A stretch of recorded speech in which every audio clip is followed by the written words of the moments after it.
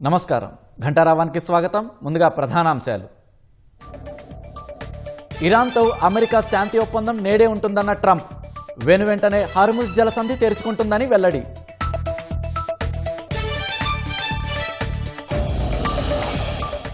G7 సదస్సు కోసం France చేరుకున్న ప్రధాని మోదీ ఈ నెల 17న అమెరికా అధ్యక్షుడు ట్రంప్తో భేటీ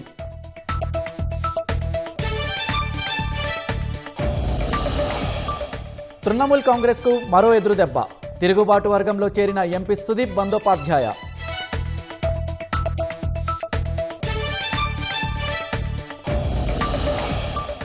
నెలాఖరుతో ముగియనున్న సిఎస్ రామకృష్ణారావు పదవీకాలం కొత్త ప్రధాన కార్యదర్శి ఎంపికపై ఉత్కంఠ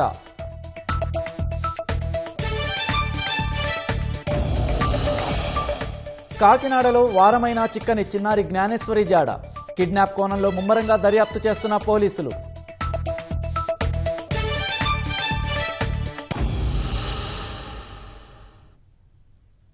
పశ్చిమాసియాలో శాంతి పవనాలు వీయనున్నాయి హార్ముజ్ జలసంధి తిరిగి తెరుచుకొని ప్రపంచ వాణిజ్యానికి ఊరట లభించనుంది ఇరాన్తో ఆదివారం శాంతి ఒప్పందం కుదుర్చుకోనున్నామని అమెరికా అధ్యక్షుడు డొనాల్డ్ ట్రంప్ ప్రకటించారు ఈ మేరకు సంతకాలు జరుగుతాయని తెలిపారు అంతకుముందు ఇదే మాటను వెల్లడించిన పాకిస్తాన్ ప్రధాని షహబాజ్ షరీఫ్ ఒప్పందంపై ఎలక్ట్రానిక్ సంతకాలు చేయించేందుకు సిద్ధమవుతున్నట్లు పేర్కొన్నారు అయితే ఆదివారమే సంతకం చేయబోమన్న ఇరాన్ ఈ విషయమై ఆచితూచి వ్యవహరిస్తున్నట్లు స్పష్టం చేసింది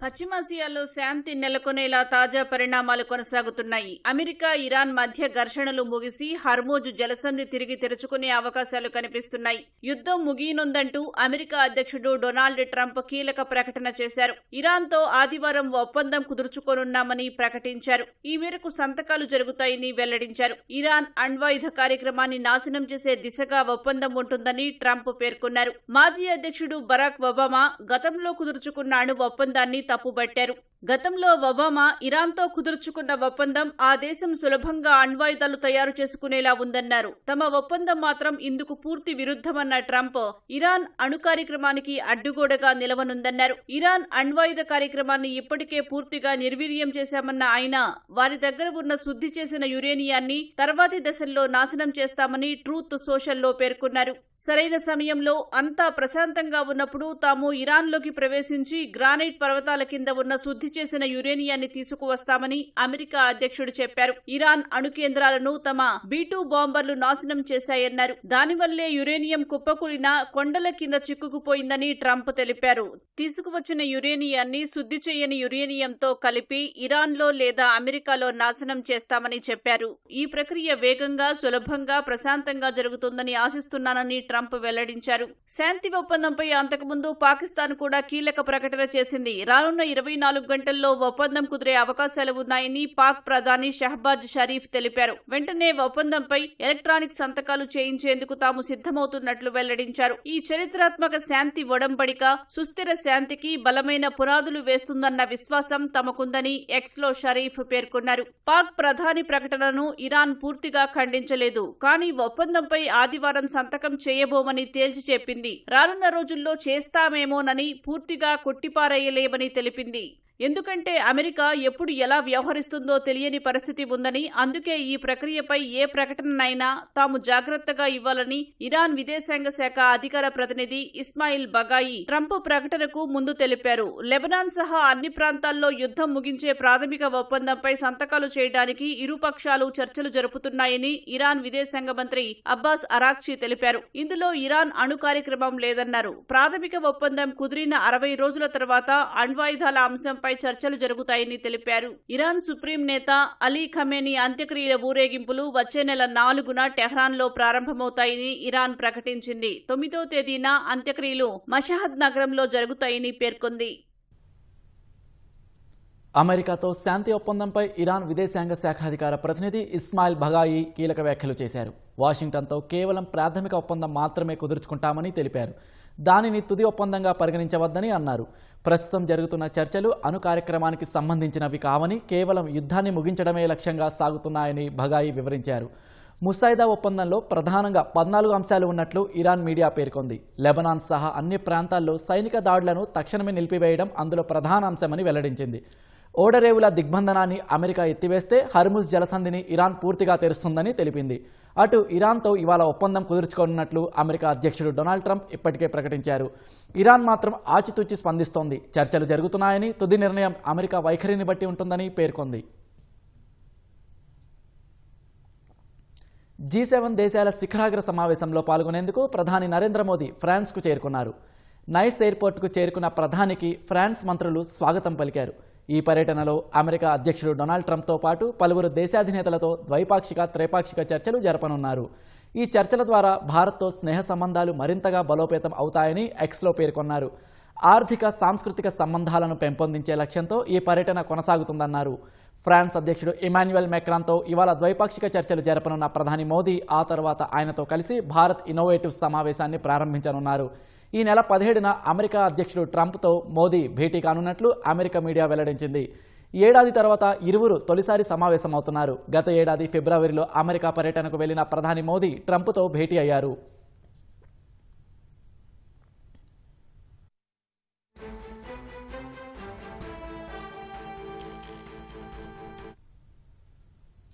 వచ్చే నెల నుంచి రాష్ట్ర ప్రభుత్వ ప్రధాన కార్యదర్శి ఎవరు? రామకృష్ణారావును మరోసారి పొడిగిస్తారా లేక కొత్త వారిని నియమిస్తారా? ఇప్పుడు సచివాలయ వర్గాల్లో ఇదే హాట్ టాపిక్. ప్రస్తుతం సీఎస్ పదవీకాలం ఈ నెలాఖరుతో ముగియనున్నందున ఈ అంశం మరోసారి చర్చనీయాంశమైంది. సీనియర్ ఐఏఎస్ అధికారులు సంజయ్ జాజు, జయేష్ రంజన్, వికాస్ రాజ్, సవ్యసాచి ఘోష్ పేర్లు కూడా రేసులో వినిపిస్తున్నాయి. టాప్ చైర్పై ముఖ్యమంత్రి రేవంత్ రెడ్డి మనసులో ఏముందో త్వరలోనే తేలనుంది. రాష్ట్ర ప్రభుత్వ పాలనలో అత్యంత కీలకమైన ప్రధాన కార్యదర్శి కుర్చీలో ఎవరు ఉండబోతున్నారన్న అంశంపై మరోసారి జోరుగా చర్చ జరుగుతోంది. రాష్ట్రంలో కాంగ్రెస్ ప్రభుత్వం ఏర్పడిన తర్వాత ఇద్దరు సీఎస్లు పనిచేశారు. ప్రభుత్వం ఏర్పడే నాటికే సీఎస్ గా ఉన్న శాంతికుమారి అలాగే కొనసాగి 2025 ఏప్రిల్ 30న పదవీ విరమణ చేశారు. అప్పుడు సీఎస్ ఎవరనే అంశంపై అనేక ఊహాగానాలు వచ్చినప్పటికీ చివరకు 1991 బ్యాచ్ ఐఏఎస్ అధికారి రామకృష్ణారావును ప్రభుత్వం నియమించింది. రాష్ట్రం ఏర్పడినప్పటి నుంచి ఆర్థిక శాఖలో అత్యంత కీలకంగా వ్యవహరించడంతో పాటు వివాద రహితుడు, సమర్థుడిగా పేరున్నందున రామకృష్ణారావు వైపు ప్రభుత్వం మొగ్గు చూపింది. ప్రభుత్వం ఆశించిన విధంగానే పనితీరు కనబరచడంతో గత ఏడాది ఆగస్టు 31న రామకృష్ణారావు పదవీ కాలం ముగిసినప్పటికీ ఆయనను కొనసాగించాలని కేంద్రాన్ని కోరారు. రాష్ట్ర ప్రభుత్వ వినతి మేరకు రామకృష్ణారావు పదవీ కాలాన్ని 7 నెలలు కేంద్రం పొడిగించింది. మార్చి 31న ఆ సమయం కూడా ముగియగా మరింత కాలం పొడిగించాలని మరోసారి రాష్ట్ర ప్రభుత్వం కోరింది. కేంద్ర ప్రభుత్వం మరో 3 నెలలు పొడిగించడంతో ఈ నెల 30న ముగియనుంది. ఇప్పుడు రామకృష్ణారావు పదవీ కాలాన్ని మళ్లీ పొడిగించాలని రాష్ట్ర ప్రభుత్వం కేంద్రాన్ని కోరుతుందా లేక కొత్త అధికారి వైపు మొగ్గు చూపుతుందా అనే ఉత్కంఠ ఉద్యోగ వర్గాల్లో నెలకొంది. ఒకవేళ రాష్ట్ర ప్రభుత్వం మరోసారి అడిగినా ఇప్పటికే 2 సార్లు 10 నెలలు పొడిగించిన కేంద్రం అంగీకరిస్తుందా లేదా అనేది బ్యూరోక్రాట్లలో జరుగుతున్న చర్చ. అత్యున్నత పోస్టు కోసం పలువురు సీనియర్ ఐఏఎస్ అధికారులు రేసులో ఉన్నట్లు తెలుస్తోంది. ప్రత్యేక సీఎస్ హోదాలో ఉన్న సంజయ్ జాజు, జయేష్ రంజన్, వికాస్ రాజ్, సవ్యసాచి ఘోష్ పేర్లు ప్రధానంగా వినిపిస్తున్నాయి. అందరికన్నా సీనియర్ గా ఉన్న Delhi Telangana Bhavan resident commissioner Shashank Goyal September 30న పదవీ విరమణ చేయనున్నారు. మెట్రోపాలిటన్ అభివృద్ధి ప్రత్యేక సీఎస్ జయేష్ రంజన్ 2027 సెప్టెంబర్ వరకు సర్వీస్ ఉంది. కేంద్ర సర్వీసుల్లో ఉన్న సంజయ్ జాజు 2029 ఫిబ్రవరిలో ఉద్యోగ విరమణ చేయనున్నారు. ఈశాన్య ప్రాంతాల అభివృద్ధి మంత్రిత్వ శాఖ కార్యదర్శిగా ఉన్న సంజయ్ జాజు రాష్ట్రానికి రావడం ఆసక్తిగా ఉన్నట్లు తెలుస్తోంది. రవాణా, R&B ప్రత్యేక CS Vikas Raj 2028 March, flagship పథకాల అమలు విభాగం ప్రత్యేక సీఎస్ సవ్యసాచి ఘోష్ 2027 ఏప్రిల్ వరకు సర్వీసులో ఉండనున్నారు. నవీన్ మిత్తల్, దానకిషోర్, వాణి ప్రసాద్ కూడా ప్రత్యేక సీఎస్ హోదాలో ఉన్నారు. రాష్ట్ర ఆర్థిక పరిస్థితులు, అమలు చేయాల్సిన సంక్షేమ పథకాలు, అభివృద్ధి కార్యక్రమాలు సవాల్గా ఉన్న పరిస్థితుల్లో కొత్త సీఎస్ పై ముఖ్యమంత్రి ఆలోచన ఏమిటో త్వరలో తేలిపోనుంది. రాష్ట్రంలోని 27,000 ప్రభుత్వ పాఠశాలలను 4,000కు కుదిస్తామని ముఖ్యమంత్రి రేవంత్ రెడ్డి పేర్కొనడం సరైన పద్ధతి కాదని ఎమ్మెల్సీ కోదండరాం సూచించారు. విద్యాభివృద్ధికి కృషి చేస్తామని చెబుతూనే పాఠశాలలను మూసేస్తామని సీఎం రేవంత్ వ్యాఖ్యానించడం సరికాదని తెలిపారు. హైదరాబాద్లో తెలంగాణ విద్యా పరిరక్షణ కమిటీ ఆధ్వర్యంలో నిర్వహించిన రౌండ్ టేబుల్ సమావేశానికి హాజరైన కోదండరాం ప్రభుత్వ బడుల మూసివేత ప్రకటనను వెనక్కి తీసుకోవాలని డిమాండ్ చేశారు. రాష్ట్ర ప్రభుత్వం తన నిర్ణయాన్ని వెనక్కి తీసుకోకపోతే రాజకీయంగా మూల్యం చెల్లించుకోవాల్సి వస్తుందని ప్రొఫెసర్ హరగోపాల్ హెచ్చరించారు. విద్య అనేది బాగా ప్రైవేటీకరణ చెందింది అని ప్రభుత్వమే ఈ మధ్యన చేసిన ప్రకటనలో చాలా స్పష్టంగా వాళ్ళు తెలియజేస్తూ అది ప్రభుత్వ పరిధిలోకి రావాలి, ప్రభుత్వ పాఠశాలల్లోనే విద్యార్థులు చదువుకోవాలి అని ప్రభుత్వ విద్యారంగాన్ని విస్తరించాల్సిన అవసరాన్ని గుర్తిస్తూ మూసివేతను ప్రతిపాదనగా తేవటం ఒక వైరుధ్యం. అది ఈ వైరుధ్యం పరిష్కరించుకోవాలంటే మూసివేత ప్రతిపాదనను ముందు తొలగించి ఉన్న ప్రభుత్వ పాఠశాలలను, ప్రభుత్వ విద్యను బలోపేతం చేసే దిశగానే ఆలోచించటం చాలా కీలకం. ఈ నిర్ణయం ఏదైతుందో దీన్ని మీరు వెనక్కి తీసుకోవాలి. ఆ నిర్ణయం వెనక్కి తీసుకుపోతే దానికి మీరు రాజకీయమైనటువంటి మూల్యం చెల్లించుకోవాల్సి వస్తుందనేది ప్రభుత్వానికి ఎప్పుడైనా మీరు అర్థం చేసుకోవాలని చెప్తూ చాలా మంది ఉపాధ్యాయులు ఉన్నారు. వాళ్ళంతా కమిటెడ్గా పనిచేసిన ఉపాధ్యాయులు, ఇప్పటికీ చాలా అంకిత భావంతో పనిచేసిన ఉపాధ్యాయులు వాళ్ళందరూ. ఈ ఆందోళన ఏదైతుందో దీన్ని ప్రభుత్వాలు పట్టించుకోవాలి. అదే ప్రజాస్వామ్యం. ప్రజాస్వామ్యం అంటే సమాజం చెప్పేదాన్ని వినడం, ఇట్లా మీకు తెలిసింది చెప్పడం కాదు. అది రాచరిక వ్యవస్థ, ఇది ప్రజాస్వామ్యం. ప్రజాస్వామ్య వ్యవస్థలో ప్రజలు ఏమనుకుంటున్నారు, ప్రజలు ఏమంటున్నారు, ప్రజలు ఏం కావాలంటున్నారు, దానికి నిరంతరంగా స్పందించే విధాన నిర్ణయాలు ఉండాలి అని మరోసారి చెప్తూ ఈ సదస్సు మన ఈ రౌండ్ టేబుల్ కాన్ఫరెన్స్ ద్వారా ఒక బలమైనటువంటి సందేశం పోవాలని నేను భావిస్తున్నాను. నల్గొండ జిల్లా మాడుగులపల్లి మండలం సీత్యా తండాలో నిర్వహించిన జనంతో మాట పల్లెబాటలో భాగంగా ఎమ్మెల్యే బత్తుల లక్ష్మారెడ్డి తండావాసులతో రాత్రి నిద్ర చేశారు. ప్రజా సమస్యలను నేరుగా తెలుసుకొని వాటి పరిష్కారమే ధ్యేయంగా ఈ కార్యక్రమానికి శ్రీకారం చుట్టారు. సామాన్య ప్రజల్లో ఒకరిగా కలిసిపోయి స్థానికులతో రాత్రివేళ సుదీర్ఘంగా ముచ్చటించారు. తండాలో సీసీ రోడ్ల నిర్మాణం, డ్రైనేజీ వ్యవస్థ వంటి సమస్యలను గ్రామస్తులు శాసనసభ్యుల దృష్టికి తీసుకొచ్చారు. అర్హులైన ప్రతి ఒక్కరికి ప్రభుత్వ సంక్షేమ పథకాలు అందేలా చూస్తామని స్థానికులకు హామీ ఇచ్చారు. సీత్య తండా అభివృద్ధికి ప్రత్యేక నిధులు కేటాయిస్తామని ఆయన భరోసా ఇచ్చారు. రాష్ట్ర ప్రభుత్వం ఫీజు రియంబర్స్మెంట్లో కొత్తగా జారీ చేసిన జీవో విద్యార్థులకు యమపాశంగా మారిందని ఆర్ కృష్ణయ్య ఆరోపించారు. హైదరాబాద్ విద్యానగర్లో బీసీ సంఘాల ఆధ్వర్యంలో జీవోల వల్ల ఎదురవుతున్న సమస్యలపై సమావేశంలో ఆయన పాల్గొన్నారు. రెవెన్యూ రికవరీ యాక్ట్ ఎవరి కోసం తీసుకువచ్చారని ప్రశ్నించారు. జీవో నెంబర్ 7ను రద్దు చేయాలని డిమాండ్ చేశారు.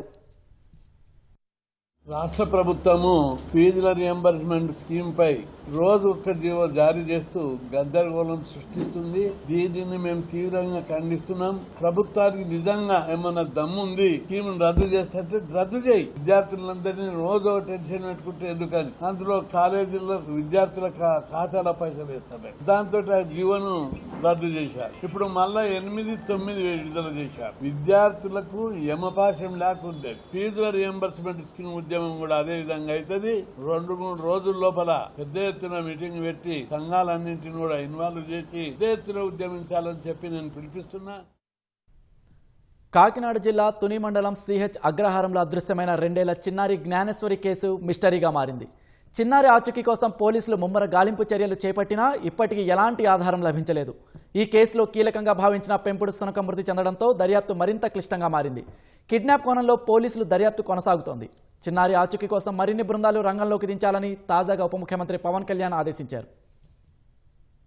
కాకినాడ జిల్లా తుని మండలం దొండవాక పంచాయతీ సిహెచ్ అగ్రహారంలో ఈ నెల 6న అదృశ్యమైన 2 ఏళ్ల చిన్నారి సుంకర జ్ఞానేశ్వరి జాడ ఇప్పటికీ లభించలేదు. ఆచూకీ కోసం పోలీసులు 8 రోజులుగా గాలింపు చర్యలు కొనసాగిస్తున్నారు. ఎవరైనా అపహరించి ప్రధాన మార్గంలో కాకుండా కొండ ప్రాంతం నుంచి తీసుకువెళ్లి ఉండవచ్చనే కోణంలోనూ పోలీసులు దర్యాప్తు చేస్తున్నారు. బాలిక తండ్రి గణేష్ కు ఎవరితోనైనా వివాదాలు ఉన్నాయా అని పరిశీలిస్తున్నారు. ఈ కేసులో కీలకంగా భావించిన పెంపుడు కుక్క శనివారం మధ్యాహ్నం ప్రాణాలు విడిచింది. ఈ నెల 6న జ్ఞానేశ్వరి అదృశ్యమైనప్పుడు ఆమె వెంట ఈ శునకం కూడా ఉంది. 4 రోజుల తర్వాత కుక్క మాత్రమే ఇంటికి వచ్చి మళ్లీ వెళ్లిపోవడంతో బుధవారం రాత్రి దాన్ని పట్టుకుని తీసుకువచ్చారు. చిన్నారి ఆచూకీ గుర్తించడంలో సాయపడుతుందని భావించి దాని మెడకు జీపీఎస్ ట్రాకర్ అమర్చి వదిలారు. ప్రతి కదలికలు పరిశీలించారు. 24 గంటల్లో సుమారు 90 నిమిషాలు 10.5 కిలోమీటర్లు తోట గ్రామ పరిధిలో తిరిగి మళ్లీ నివాస ప్రాంతానికి చేరుకుంది. ఆయా చోట్ల ఎక్కడా జ్ఞానేశ్వరి జాడ తెలియలేదు. 5 నెలల వయసున్న ఆ శునకం గత కొద్ది రోజులుగా అనారోగ్యంతో బాధపడుతూ ఆహారం కూడా సరిగా తీసుకోకపోవడంతో శనివారం ఇంటి వద్దే కుప్పకూలి మృతి చెందింది. దీంతో కేసులో ఉన్న ఒక కీలక ఆధారాన్ని పోలీసులు కోల్పోయినట్లయింది.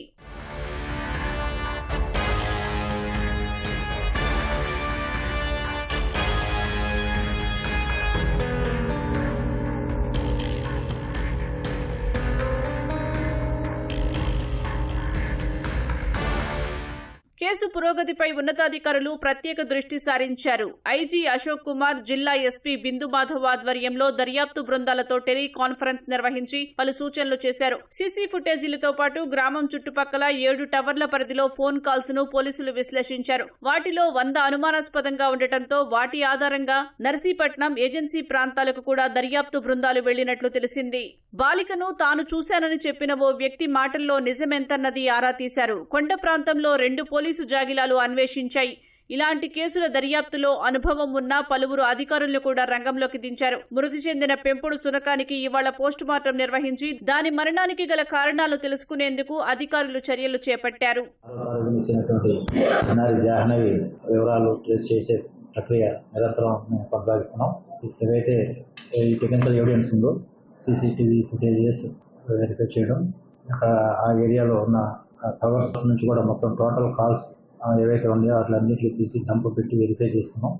సస్పిషియస్ నెంబర్ని పర్టికులర్గా పిలిపించి వారి యొక్క స్టేట్మెంట్స్ రికార్డ్ చేయడం జరుగుతూ ఉంది. ఇవి కాకుండా ఎవరైనా వాట్సాప్ కాల్ కానీ, ఇన్స్టా కానీ, ఫేస్బుక్లో కూడా కమ్యూనికేషన్ పంపించే అవకాశం ఉంది. కాబట్టి ఐడిపిఆర్ నెంబర్ల ద్వారా వాళ్ళని కూడా ట్రేస్ చేసి వాటి గురించి కూడా ఎగ్జామిన్ చేస్తున్న ప్రాసెస్ నిరంతరం జరుగుతూ ఉంది. ఇది కాకుండా ఇంకా ఏదైనా ఒక పైథాన్ లాంటిది ఏదైనా పాపని మింగి ఉంటే మెటలాజికల్ డిపార్ట్మెంట్ వాళ్ళు ఈవెన్ రిమైన్స్ ఏమైనా ఉంటాయి, మెటల్స్ ఏమైనా ఉంటాయి, ఆ స్నేక్స్ ఏమైనా ట్రేస్ అయితే ఆ మెటల్స్ ద్వారా ట్రేస్ చేయడానికి ఆ ప్రక్రియ కూడా జరుగుతూ ఉంది. ఏవైతే ప్రాబిలిటీస్ ఉన్నాయో, ఏవైతే అవకాశాలు ఉన్నాయో అన్ని యాంగిల్స్లోనూ ఇన్వెస్టిగేషన్ నడుస్తూ ఉంది. చిన్నారి జ్ఞానేశ్వరి ఆచూకీ త్వరితగతిన కనుగొనేందుకు మరిన్ని బృందాలను రంగంలోకి దించాలని ఉప ముఖ్యమంత్రి పవన్ కళ్యాణ్ ఆదేశించారు. కాకినాడ జిల్లా ఎస్పీ బిందు మాధవ్తో ఆయన ఫోన్లో మాట్లాడారు. ప్రస్తుతం గాలింపు చర్యల్లో పాల్గొంటున్న పోలీస్, ఎస్డీఆర్ఎఫ్ తో పాటు ఎన్డీఆర్ఎఫ్ బృందాలు సేవలు వినియోగించుకోవాలని సూచించారు. దట్టమైన అడవుల్లోకి వెళ్లగలిగే నిపుణుల సహాయం తీసుకుని పరిసర ప్రాంతాల్లో జల్లెడ పట్టాలన్నారు. ఇవాల్టి నుంచి పాపికొండల పర్యాటక యాత్ర తాత్కాలికంగా నిలిపివేయాలని అధికారులు నిర్ణయించారు. బోట్ల భద్రతా తనిఖీల దృష్ట్యా పాపికొండల బోటింగ్ తాత్కాలికంగా ఆపివేశారు. ఉన్నతాధికారుల ఆదేశాలతో ఒక ఏపీ టూరిజం బోటు, 15 ప్రైవేట్ బోట్లు తాత్కాలికంగా నిలిచిపోనున్నాయి. సాధారణంగా పోలవరం జిల్లా దేవీపట్నం మండలం గండిపోసమ్మ ఆలయం నుంచి బోట్లు బయలుదేరుతాయి. శుక్రవారం టూరిస్టులతో బయలుదేరిన శ్రీ లక్ష్మీ బోటుకు సాంకేతికత లోపం తలెత్తి నది మధ్యలోనే నిలిచిపోయింది. ప్రయాణికులు ఆందోళన చెంది కేకలు వేశారు. కంట్రోల్ రూమ్కు సమాచారం రావడంతో హుటాహుటిన మరో 2వ బోటును తీసుకెళ్లి వెళ్లిన అధికారులు టూరిస్టులను గమ్యస్థానానికి పంపారు. పర్యాటక బోట్ల నిర్వహణ, భద్రతా తీరుపై పలు ఆరోపణలు రావడంతో తాజాగా చర్యలు తీసుకున్నారు. అన్ని పర్యాటక బోట్లపై ప్రత్యేక తనిఖీలు చేపట్టాలని ప్రభుత్వం నుంచి ఆదేశాలు రావడంతో బోటింగ్ను తాత్కాలికంగా నిలిపివేశారు. బోట్ల తనిఖీలు చేశాక ఫిట్నెస్తో ఉన్నాయని ధృవీకరణ పత్రాలు జారీ చేశాకే పాపికొండల్లో బోటింగ్కు అనుమతించాలని ప్రభుత్వం నిర్ణయించింది. అంతర్గత కలహాలతో సంక్షోభంలో ఉన్న తృణమూల్ కాంగ్రెస్కు మరో ఎదురుదెబ్బ తగిలింది. బెంగాల్ మాజీ సీఎం మమతా బెనర్జీకి అత్యంత నమ్మకస్తుడు సీనియర్ నేత సుదీప్ బందోపాధ్యాయ కూడా తిరుగుబాటు వర్గంలో చేరారు. రెబల్ ఎంపీ శతాబ్ది రాయ్తో కలిసి ఆయన కేంద్ర మంత్రులు అమిత్ షా, భూపేంద్ర యాదవ్తో వేర్వేరుగా సమావేశమయ్యారు. తమకు 19 మంది ఎంపీల మద్దతు ఉందని తిరుగుబాటు ఎంపీ జగదీష్ చంద్ర బసునియా వెల్లడించారు. తమ బృందంలోకి సుదీప్ బందోపాధ్యాయ చేరికతో ఆ సంఖ్య 20కి చేరిందన్నారు. రేపు లోక్సభ స్పీకర్ ఓం బిర్లాను కలిసి తమను అసలైన టీఎంసీ పార్లమెంటరీ గ్రూప్గా గుర్తించాలని కోరనున్నట్లు తిరుగుబాటు ఎంపీలు ప్రకటించారు. మరోవైపు దీదీ మంత్రివర్గంలో పనిచేసిన మానస్ భూనియా సైతం టీఎంసీకి రాజీనామా చేశారు. మనిషి జీవించడానికి నడక చాలా ముఖ్యమని rural development trust chairman Umar Alisha అన్నారు. ట్రస్ట్ హైదరాబాద్ శాఖ ఆధ్వర్యంలో సంజీవయ్య పార్క్ వద్ద 5K రన్ను ప్రారంభించారు. ప్రతి ఒక్కరూ రోజులో 30 నిమిషాల పాటు నడవాలని సూచించారు. మానసిక ఒత్తిడికి గురవుతున్న వారు ఆరోగ్యం కాపాడుకోవడానికి యోగా, ధ్యాన, జ్ఞాన, ఆధ్యాత్మిక సాధన చేయాలని సూచించారు. ఈ కార్యక్రమంలో పాల్గొన్న ప్రతి ఒక్కరికి సర్టిఫికేట్, మెడల్ను ట్రస్ట్ చైర్మన్ చేతుల మీదుగా అందజేశారు.